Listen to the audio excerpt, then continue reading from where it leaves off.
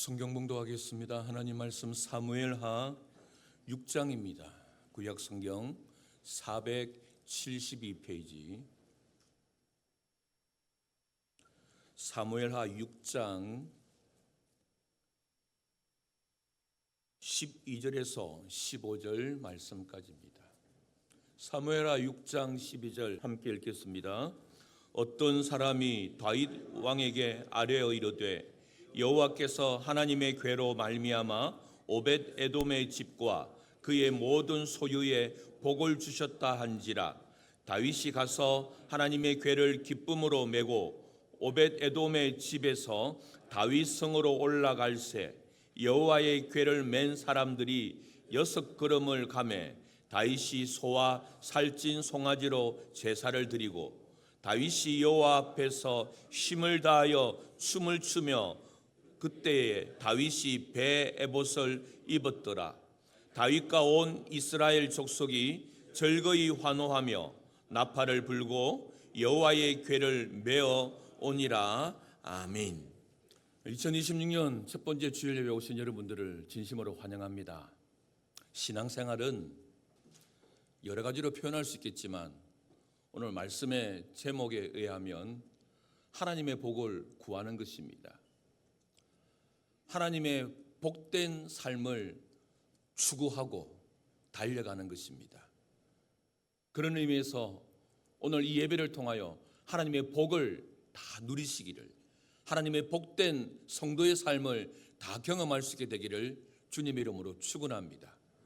그래서 여러분과 저의 삶에 있어서 가장 회복되어야 될 것이 있다면, 우리의 가정들이 회복해야 될 것이 있다면, 우리의 교회가, 이 땅에 있는 교회가 회복해야 될 것이 있다면 바로 하나님을 만나는 예배입니다. 예배가 회복되어야 성도가 삽니다. 예배가 회복되어야 가정이 하나님의 가정이 됩니다. 예배가 성경적인 예배로 돌아갈 때에 교회가 교회다워집니다. 예배가 예배될 때에 이 한국 교회와 한국 사회가 부흥이 일어나게 되는 것입니다. 왜냐하면 예배는 복의 근원이신 하나님을 만나는 시간이기 때문입니다. 복의 근원이신 하나님이 하늘문을 열고 하늘의 은혜를 각 사람의 심령의 그 깊이와 넓이와 길이와 높이만큼 채워주시기 때문에 그렇습니다. 그래서 예수 믿는 사람들에게 있어서 예배는 해도 되고 안 해도 되고, 바쁘면 다른 거 먼저 하고 다음 주도 또 예배가 있으니 그거 예배 아닙니다. 예수 믿는 사람에게서는 예배는 목숨과도 같습니다.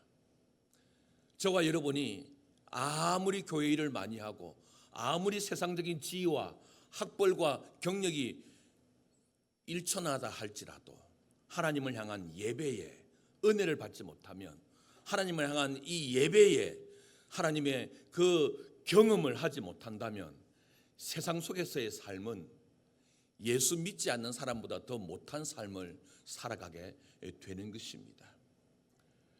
요즘 많은 사람들이 대부분 휴대폰 1개나 2개를 가지고 다닙니다. 그런데요, 예배 드리러 올 때에 휴대폰은 다 가지고 옵니다.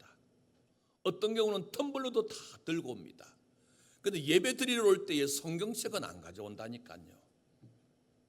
물론 요즘 미디어 시설이 너무나 좋아가지고 성경책 없이 찬송가도 없이 다 본문이 악보가 있지만, 그래도 전쟁터에 나가는 군인이 총 없이 나가는 것과도 같은 것입니다. 그래서 많은 경우에 여기 계시는 분들은 일주일에 한 번 예배를 드립니다. 어떤 분들은 월화수목 금토 매일 예배를 드린 분이 계시죠. 새벽 기도회 때에.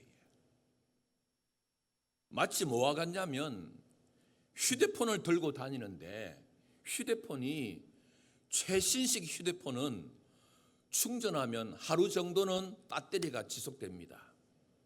그렇지 않은 많은 경우에는 아침에 출근할 때 휴대폰에 충전된 배터리가 오후쯤 되면 다 소멸됩니다.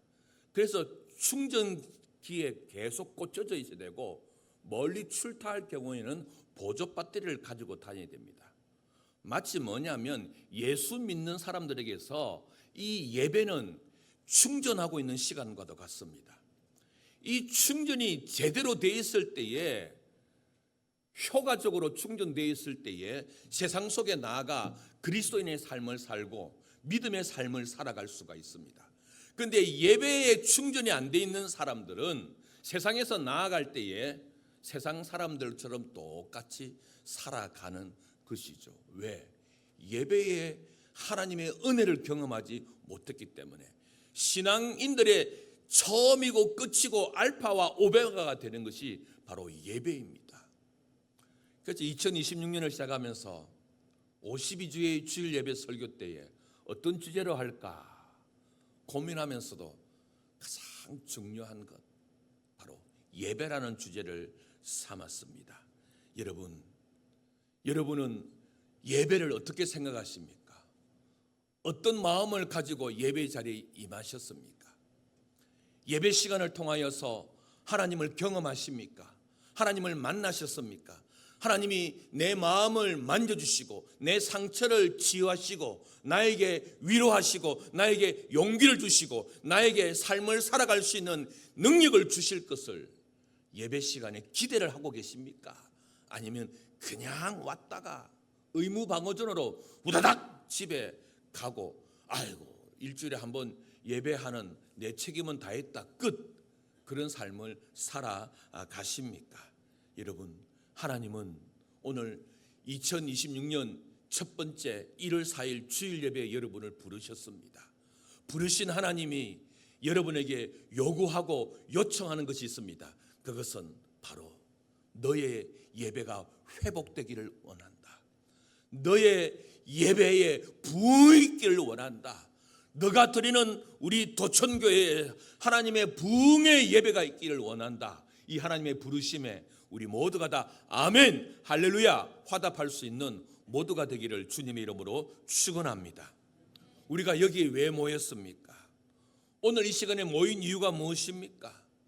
나를 구원하시고 나를 자녀 삼아 주신 하나님을 예배하기 위해서가 아닙니까?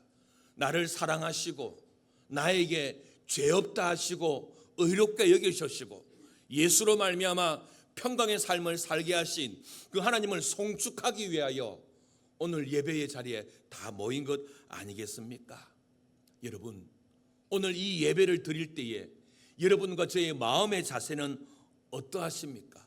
어떤 마음을 가지고 예배의 자리에 오셨습니까? 기대감이 있으십니까? 기다리셨습니까? 기도하시며 오셨습니까? 아니, 체면상 그냥 오신 것입니까? 가정의 평화를 위해서 그냥 오신 것입니까? 내 직분이 그러니 와 있는 것입니까? 혹시 하나님이 무서워서 예배 안 드리면 다리 몽둥 부러질까 봐 예배의 자리에 오셨습니까? 신체 리듬상 늘 아침에 일어나면 직장 가듯 교회 오듯 그냥 신체 리듬이 나를 깨워서 그냥 교회 왔습니까? 아이고 졸더라도 교회 가서 졸아야지, 그렇게 오셨습니까? 여러분, 우리들 가운데 드려지는 이 예배에서 가장 힘든 사람이 누구냐면 바로 접니다. 여기 있는 목사가 하나님을 예배해야 되는데 하나님을 예배하지 못하고 하나님을 예배하는 인도자가 되기 시작할 때에 저의 예배는 무너지게 되는 것입니다. 하나님을 묵상해야 되는데 하나님을 묵상하지 않냐고 이 주보 순서에 혹시라도 하나라도 놓칠까 봐 찬송가를 부르고 사도신경을 부르고 성경 봉독할 때에 단어 하나를 내가 놓칠까 봐 그래서 성도들에게 웃음거리가 되지는 않을까. 그래서 하나님의 은혜를 목사가 먼저 받고 하나님의 받은 은혜를 선포하고 나누는 유통자, 공급자가 되어야 되는데 예배에 너무 인도자로서 직무적인 자리에 몰두하다 보면 예배 가운데 깜빡깜빡 하나님을 느끼지 못할 때가 있습니다. 저 사람이 왜 저렇게 예배 드리지? 기도자는 왔나? 난방이 너무나 더워가지고 성도들은 부채를 붙이네. 와야 될 사람이 늘 앉아 계시는 분이 저 자리에 안 계시고 처음 보는 분이 여기저기 있네. 그렇게 되면 하나님의 임재를 경험하는 것이 아니라 사람 앞에 예배 드리는 자가 되는 거죠. 그래서 예배자 가운데 가장 습관적으로 직무적으로 예배 드릴 수 있는, 예배 볼 수 있는 사람이 바로 여기 있는 목사라니까요. 여러분은 어떠하십니까? 혹시 습관적으로 예배를 드리고 있지는 않으십니까? 찬송을 부를 때도, 성경을 읽을 때도, 기도할 때도 그냥 눈 감고 눈 뜨고 무엇같이 피었습니다. 그렇게 습관적으로 마지못해서 매너리즘에 빠져서 예배 드리고 있지는 않습니까? 아침에 일어나 직장을 갈 때도 가기 싫지만 목구멍이 포도청이라서 어쩔 수 없이 가는 것처럼 오늘 주일 예배 때도 가기 싫지만, 가고 싶지 않지만 어쩔 수 없이 가주는 그런 예배자가 혹시 저와 여러분은 아니신지요? 성도 여러분, 예배는 성도에게 있어서 심장과도 같습니다. 교회의 심장과도 같습니다. 예배가 죽어 있으면요, 예배가 식어 있으면 다 죽습니다. 참된 예배 없이, 경건한 예배 없이, 은혜 충만한 예배 없이 온전한 성도의 삶은 있을 수가 없습니다. 로저라는 목사님이 이런 말씀을 하셨습니다. 모든 그리스도인의 삶의 실패는 예배의 영광을 경험하지 못했기 때문이다. 모든 그리스도인의 삶의 실패는 예배의 영광을 경험하지 못했기 때문이다. 여러분, 예배 그저 그런 거라고 생각하지 마십시오. 해도 되고 안 되고 그런 거 생각하지 안 됩니다. 얼마 전에 3일 동안 제가 교회의 배려로 세미나를 갔다 왔습니다. 그때에 7 목사님이 저와 한 조였는데 그 가운데 한 분이 여자 목사님이었습니다. 이분은 정말 위대하시다고요. 신유의 은사도 있고요, 가정 회복을 위한 상담, 심리, 그리고 장애, 복지, 정말 목사가 가져야 되는 여러 가지 주변적인 자격과 그리고 목회적인 활동을 다 하신 분이었어요.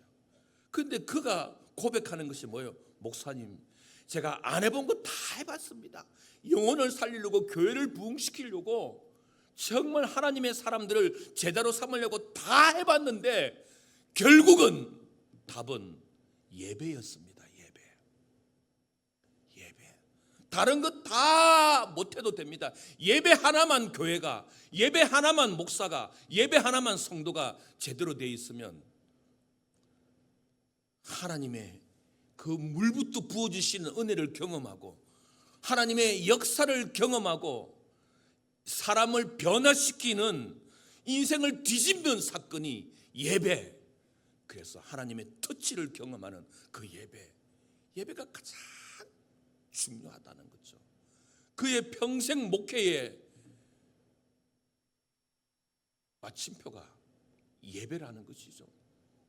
여러분, 100% 1000% 공감하는 것 아니겠습니까?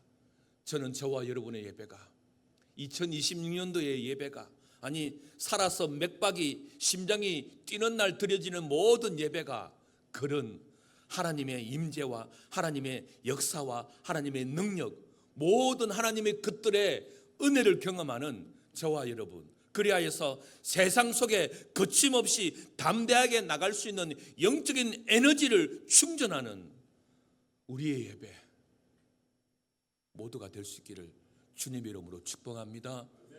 오늘 본문에 있는 말씀은 다윗이 온 이스라엘의 왕이 되고 난 다음, 이 지리적으로, 이 역사적으로, 그리고 영적으로 분열되어 있는 12개 지파를 하나로 모을 수 있는 방법은 무엇일까 고민하기 시작합니다. 그래서 수도를 예루살렘으로 정합니다. 그리고는 블레셋에 빼앗겼던 하나님의 언약궤를 가지고 오게 됩니다. 그리고는 예루살렘에서 하나님을 예배하기로 결정했습니다. 분열된 민족을, 나누어진 이 12지파를 하나로 모으는 일에 다윗은 예배라고 생각하고 이 예배를 예루살렘에서 언약궤를 중심으로 드리기 위하여 오늘 본문이 시작됩니다. 그렇습니다. 여러분, 이 험한 세상에 우리가 그리스도인으로 살아가고 우리의 가정이 믿음의 가정이 되고 우리의 교회가 하나님이 세우신 교회가 되고 우리 대한민국과 열방이 교회의 사명을 감당할 수 있는 유일한 길 가운데 가장 중심이 되는 것은 바로 예배의 회복인 것입니다. 하나님 앞에 드려지는 예배, 하나님께로부터 공급되지는 생명수 같은 은혜를 경험할 때만이 우리의 찢어진 이 삶이 하나가 되고 가정이 하나가 되고 교회가 이 민족이 하나가 되는 것입니다. 그래서 블레셋에서 하나님의 언약궤를 가지고 올 때에 오벳 에돔이라는 집에 3개월을 머물게 됩니다. 그런데 하나님의 임재가 오벳 에돔 집에 3개월에 머무는 동안 하나님의 복이 충만했거든요.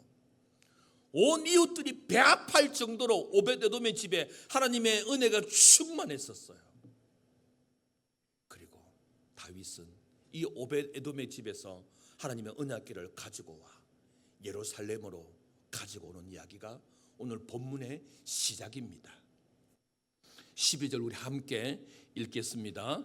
어떤 사람이 다윗 왕에게 아뢰어 이르되 여호와께서 하나님의 궤로 말미암아 오벳 에돔의 집과 그의 모든 소유에 복을 주셨다 한지라.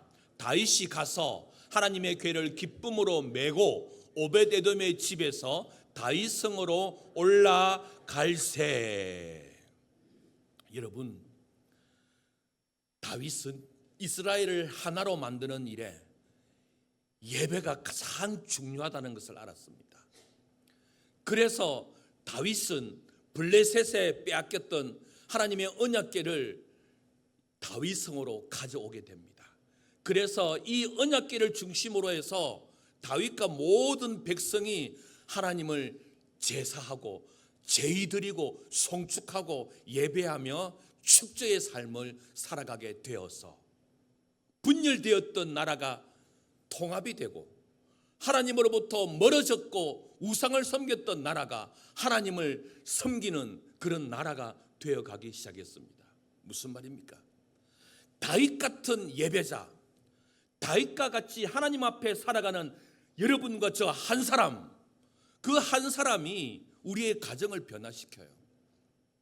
다윗과 같은 예배자 한 사람이 우리의 일터를, 다윗과 같은 예배자 한 사람만 있어도 우리 교회는 하나님의 부흥을 몰고 오게 되는 것입니다.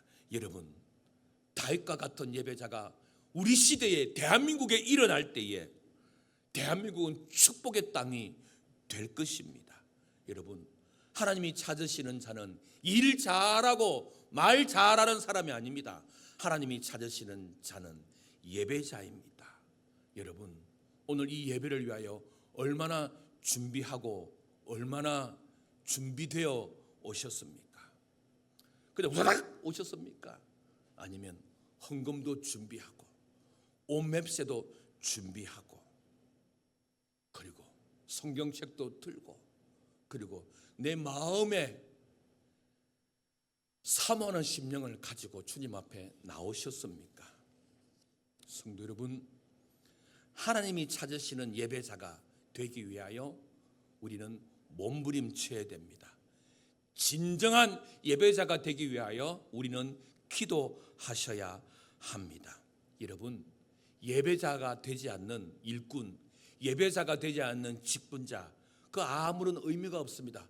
예배 드립시다. 예, 설교 전에 들어갈게요. 그 예배를 모독하는 겁니다. 예배보다 회의를 더 중요시하고 예배보다 다른 봉사를 더 중요시하고 예배는 안 드려도 돼도 내가 맡은 그 직분을 잘하려고 하는 것, 그것은 하나님에 대하여 아무것도 모르는 자들이 하는 행동입니다. 다른 그 어떤 것보다, 예배보다 앞설 수 있는 것은 아무것도 없습니다. 예배는 드리는 것입니다. 내 정성을 드리고, 내 마음을 드리고, 내 시간을 드리고, 내 찬양을 드리고, 그리고 말씀 듣는 이 시간에 내 마음을 드리고, 내 귀를 드리고, 내 눈을 드리는 것. 그래서 예배 드리는 시간만큼만은 집중하는 것, 주목하는 것, 다른 시선에 빼앗기지 않는 것, 그것이 바로 예배자입니다. 그래서 하나님께서 찾으시는 예배자로 우리가 발견되는 것입니다. 그래서 다윗은 기쁨으로 하나님을 예배드렸습니다. 어느 정도 기쁨으로 하나님을 예배드렸냐면 본문 14절은 이렇게 말합니다. 14절 우리 함께 읽겠습니다. 다윗이 여호와 앞에서 힘을 다하여 춤을 추는데 그때에 다윗이 배 에봇을 입었더라. 아멘. 다윗이 하나님을 제사하는데, 다윗이 하나님을 예배하는데 어떻게 해요? 힘을 다하여 춤을 추었다. 그래서 책 제목에도 이런 제목이 있습니다. 춤추는 예배자 다윗. 여러분, 다윗이 얼마나 감격과 감동했으면 춤을 추면서 예배 드리겠습니까? 제사겠습니까? 여러분, 다윗은 양을 지키는 목동이었습니다. 그런데 하나님의 기름 부으심과 하나님의 지극한 은혜로 한 나라의 왕이 되었습니다. 양을 키우는 목동이 한 나라의 왕이 되었는데 어찌 잠잠히 예배 드릴 수 있겠습니까? 어찌 잠잠히 돌 하루방처럼 예배 드릴 수가 있겠습니까? 여러분과 제가 어떻게 잠잠히 예배 드릴 수 있겠습니까? 하나님을 알지 못하고 죄인된 나를 하나님의 구속의 은혜로 구원해 주신 그 하나님을 저주하고 하나님을 대적했던 인생들 가운데 섞여 살아갈 수밖에 없는 나를 하나님의 자녀로 송축하게 해주신 그 하나님 앞에 예배 드리는데 우리가 어떻게 잠잠할 수가 있겠습니까? 다윗은 가장 기쁨의 모습으로 하나님을 예배 드렸다니까요. 여러분, 지금 여러분과 제가 드려지는 예배의 모습을 하나님이 보시면 어떠하실까요? 여러분과 제가 드려지는 이 예배의 모습을 하나님이 보시면 기뻐하실까요? 아니면 하나님이 아이고 답답해라, 아이고 답답해라, 그렇게 생각할까요? 여러분, 글을 읽었겠지만 우리 교회 여기에 모니터가 한 200개 정도 놓여 있다고 한번 생각해 봅시다. 모니터가 200개. 근데 200개에 여러분의 얼굴이 다 담겨 있어요. 1시간 동안 여러분의 얼굴 모니터에 200개가 1시간 동안 여러분의 예배 처음부터 끝까지 모습이 다 담겨 있다고 생각해 보세요. 여러분이 여러분 자신, 저의 자신의 예배자의 모습을 보면 깜짝 놀랄 거란 말이에요. 안 그렇습니까? 우리 찬양대원 여러분, 찬양대는 천사가 헌모하는 하나님의 직분입니다. 그런데 여러분, 직분의 무게가 큰 만큼 책임도 크다는 것을 아셔야 합니다. 여러분, 1시간 동안 우리 찬양대에 드려지는 예배의 모습, 하나님께 뿐만 아니라 성도들의 눈에 다 찍혀 있어요. 여기 계시는 성도들의 예배 드리는 모습이 저밖에 못 봐요. 근데 우리 찬양대원들은 여러분이 1시간 드려지는 예배의 모든 숨, 예배의 반응, 예배에 참여하는 모든 행위가 성도들의 눈에 다 찍힌다니까요. 그래서 성도들의 반응은 아마 3가지일 거예요. 뭐예요? 야, 나도 저분처럼 예배를 잘 드려야지. 스펀지에 은혜가 섬겨드는 것처럼 은혜가 꿀단지가 줄줄줄줄 흐르는 예배자 같아야 돼요. 또 다른 한 가지 반응은 야, 저렇게 예배 드리면 안 되겠구나. 저렇게 예배 드리면 안 되겠구나. 또 하나의 반응은 야, 저렇게 예배 드려도 되는구나. 여러분이 예배의 한 모델이 될 수 있어요. 은혜의 모델이 될 수도 있고 아니면 절대 닮아서는 안 되는 모델이 될 수 있다는 거죠. 다윗은 하나님을 예배할 때에 기뻐 춤추며 예배했습니다. 나를 구원해 주시고 나를 왕 삼아 주시고 나에게 이 은혜의 자리를 주신 그 하나님 앞에 춤추며 예배 드렸던 것입니다. 우리가 그 정도는 아니지만 정말 예배를 드릴 때에 내 생애의 가장 최고의 것과 여러분 우리가 TV를 보면서 어떤 공연장에 가면서 어떤 축복할 일을 보면서 그렇게 흥분하며 열정적으로 하는 것처럼 못할지라도 우리의 예배 가운데 심장이 뛰고 정말 은혜가 넘치는 그런 예배자의 모습이 되어야 되지 않겠습니까? 그리고 다윗은 오늘 예배에 대하여 아주 중요한 걸 이렇게 표현합니다. 14절 우리 함께 읽겠습니다. 다윗이 여호와 앞에서 힘을 다하여 다윗이 어디 앞에서? 여호와 앞에서. 여러분 예배는 사람 앞에서 드리는 것이 아닙니다. 사람에게 보여주려고 하는 것이 아닙니다. 여러분이 오늘 이 예배의 자리에 앞에 있는 이 민목사를 보고 돌아가면 여러분은 예배의 실패자입니다. 아이고 목사 말 잘하네. 아이고 목사 그렇게 하면 안 됩니다. 목사를 통하여 하나님의 말씀을 받으셔야 됩니다. 이 예배의 상황을 통하여서 하나님의 그 따뜻한 손길을 경험하셔야만 합니다. 그래서 여러분이 예배의 자리에 오기 전까지 어떤 일이 일어났든지 예배의 자리에 오면서 운전하면서 옆에 아내하고 남편하고 싸우고 왔든지 그거 중요하지 않습니다. 오늘 이 예배의 자리는 하나님 앞에서 하나님을 만나고 가는 것입니다. 하나님이 내 마음을 터치하고 하나님이 나에게 능력을 주시고 하나님이 내 눈물을 닦아주시는 그런 신령한 은혜를 경험하고 가는 것이지. 예배 마치고 사람들하고 악수하고 너 왔나 나 왔나 우리 다 같이 잘 살자 그렇게 교제하고 가는 것이 예배의 전부가 아니라는 사실인 것입니다. 다윗은 하나님 앞에 예배를 드렸습니다. 여러분 저와 여러분이 이 예배가 사람에게 보여주려는 것이 아니라 하나님 앞에 하나님이 찾으시는 하나님에 의해서 발견되어지는 그런 예배자 우리 모두가 될 수 있기를 주님의 이름으로 축복합니다. 마지막입니다. 다윗은 하나님 앞에 예배 드리고 난 다음 끝을 이렇게 성경은 기록하고 있습니다.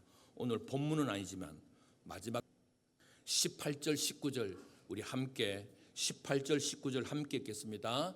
다윗이 번제와 화목제 드리기를 마치고 만군의 여호와의 이름으로 백성에게 축복하고 모든 백성 곧 온 이스라엘 무리에게 남녀를 막론하고 떡 한 개와 고기 한 조각과 금포도 떡 한 덩이씩 나누어 주매 모든 백성이 각기 집으로 돌아가니라.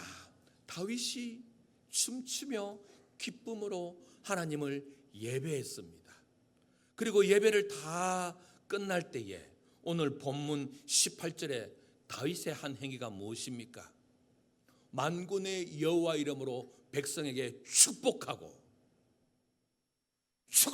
축도하고 그리고 다음 구절 19절에 뭐예요? 백성들에게 나누어 주어서 집으로 돌아가라고. 이것이 예배인 것이죠. 예배인 것이죠. 우리가 예배를 통하여 하나님을 경험했습니다. 하나님을 만났습니다. 하나님이 나와 함께 해주심을, 하나님이 나의 아버지시고 나는 하나님의 자녀이고 죄인된 나를 용서해 주시고 의인되게 하신 그 하나님을 고백했습니다. 그리고는 세상에 나아갑니다. 세상에 나아갈 때에 어떤 마음으로 하나님의 복을, 축복을 많이 받은 자의 마음의 자세를 가지고 세상에 나아가는 것입니다. 그래서 나아가서 뭐예요? 하나님의 복을 나누어 주는 육통자의 삶을, 공급자의 삶을 살아가는 것입니다. 예배는 나만 은혜 받아 복되게 되는 것이 아닙니다. 내가 은혜 받아, 내가 복을 받아 예배 후에 세상 속에, 가정 속에 나가 하나님의 복을 나누어 주는 그것이 진정한 예배, 참된 예배입니다. 시간과 공간을 정하여서 우리가 드려지는 예배가 끝나면 이제 삶으로 드려지는 예배, 하나님의 이름으로 축복하고 하나님의 은혜로 그들을 사랑하고 하나님의 위로를 쓰러져가는 자들을 이렇게 세워줘서 내 호주머니를 틀어서 그의 삶에 공급해주고 내 시간을 나누어서 내 사랑을 나누어서 그들이 이 세상을 살아갈 수 있는 힘을 얻을 수 있도록 나누어 주는 것, 그것이 바로 예배인 것이죠. 그래서 여러분, 축도가 무엇입니까? 축도가 끝나면 예배가 끝나는구나 우다닥 가는 것이 아닙니다. 축도가 끝냈을 때에 축복 기도를 받고 난 다음 찬양대가 송영을 할 때에 그 송영 시간에 우다닥 나가지 마시고, 이렇게도 나가는 분 또 있더라고요. 축도 끝나고 찬양대가 송영에 찬송할 때에 기도하는 거죠. 1시간 동안 드렸던 예배를 총정리하는 것이죠. 내가 받았던 은혜, 내가 지금까지 예배에 대해서 잘못했던 것. 그래서 축도가 끝나고 송영이 끝나도 자리자리에 흐느끼는 성도 한두 사람이 있을 때에 그 예배가 어쩌면 하나님이 발견되어지는 예배, 찾아지는 예배가 되지 않을까요? 예배는 드렸는데 나가자마자 불법 횡단하고 나가자마자 신호위반하고, 예배는 드렸는데 나가서 싸우고, 예배는 드렸는데 월요일부터 직장 가서 찌르고 분열되고, 그런 삶을 살 바에 왜 우리가 예배를 드립니까? 예배 드리고 난 다음에 나은 것이 하나도 없다면 왜 우리가 예배를 드립니까? 예배는 하나님께 받은 복과 은혜들을 세상 가운데 나눠주기 위하여서 우리의 예배가 존재하고 삶의 예배의 연속성으로 나아가는 삶을 살아가는 것입니다. 말씀을 마무리하겠습니다. 여러분, 예배의 자리 잘 오셨습니다. 여러분, 오실 때는요, 있는 모습 그대로 오십시오. 상처받은 것, 속삭한 것, 힘든 것 있는 모습 그대로 오십시오. 그런데 예배 마치고 나아갈 때는 그대로 가져가시면 안 됩니다.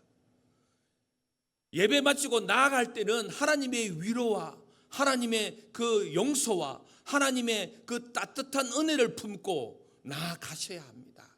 그것이 예배의 성공자입니다.